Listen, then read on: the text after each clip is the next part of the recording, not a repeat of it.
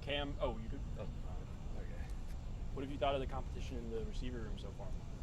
Yeah, I think the competition's been great. I think we got so many different receivers that bring so many different and special gifts to the room that it's definitely made the competition level go up. It's made guys go harder, and right now we're just trying to figure out how to practice, how to go hard every rep, and the guys who do that are going to be the guys who sort of rise to the top. So that's the culture we're trying to set within our room, and I think that different gifts that we have are also going to show at the same time. What do you think, like, for Will Shepard since this time last year? Where do you think he's improved the most? Because spring game he looked fantastic and all that. That's tough. I think Will's grown in a lot of aspects. I mean, one, I'd have to say play speed and just intensity he plays with is just, he's gotten better and better over time, and he's going to continue to get better the more we practice and learn how to practice. I think also just he's been able to show his deep ball ability, the way he can go up and catch it over anybody and jump with the best of the best. So I think that Will's got a lot of things he's doing good right now. He's getting better every day, and he's just going to continue to make strides.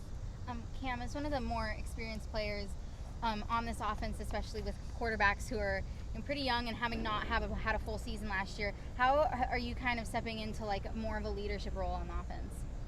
Yes, I think that's something that we sort of talked about from day one. Coach Lee's pushed me to sort of be a bigger leader, a better leader. I think last year I was more of a lead by example kind of guy.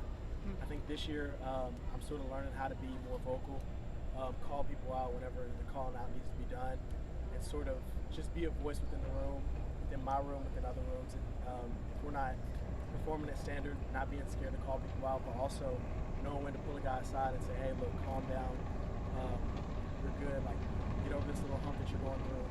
And we got so many young guys, just being able to do that, let them know we have to have a next play mentality is one of the biggest ways I think I can make a difference in the offense. And has being more vocal, has that been felt natural to you or uncomfortable?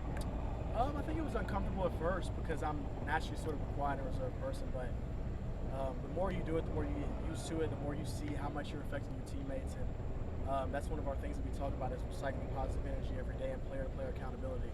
So for me, if I want to be fully bought into this team, and that's something I have to learn how to get comfortable with, and I think that over time I'm sort of starting to grow into that, and it's been wonderful for me. Hey Ken, how big is it? Like, how big is ball security for you heading into your sophomore season, and how do you think you maybe improved there over the last couple of days or 5 days or whatever? Yeah, I think I've talked about it before. I feel like ball security is definitely one of the weaknesses of my game that I want to work on. And obviously, it's something that me, Coach Wright, Coach Lynch are working a lot on.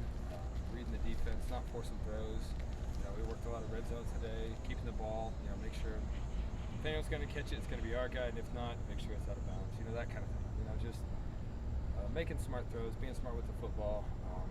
And I think, as a young guy, you kind of get away with some of that earlier on, but I kind of, got used my pass, so to say. So it's going to be on me this year to make sure that I'm doing my job for football. Ken, with the way last season ended and the coaching change and everything, this is a time in college football where a lot of guys are moving around. What was it about Vanderbilt that you wanted to stick it out here and see it through?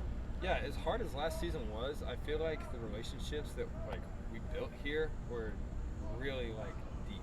I really enjoy playing with all of these guys. I've hung out with them, for the past year and a half, almost 2 years now, and so I really like the guys that I'm playing with. And whenever I heard Coach Lee was coming on staff, I obviously done my research and tried to look up what I could for him, and I was really excited to be playing for him. So I felt like it was going to be a system that I could play in, and I think I'll be able to run it effectively.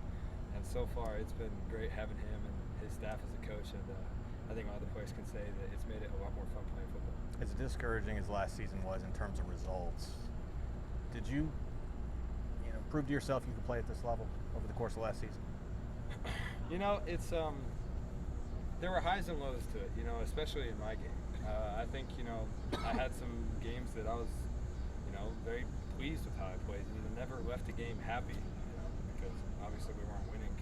But I feel like after, and I go back to the A&M game where my first pass of the game got swatted at the line of scrimmage, and I was literally thinking to myself, I was like, I don't know how I'm ever going to get it over these guys up front. So it's it was an adjustment, but I think once I got a hold of it, I do think that I realized that I can do it, and I think bringing that confidence is going to be the biggest knowing that I've been here before.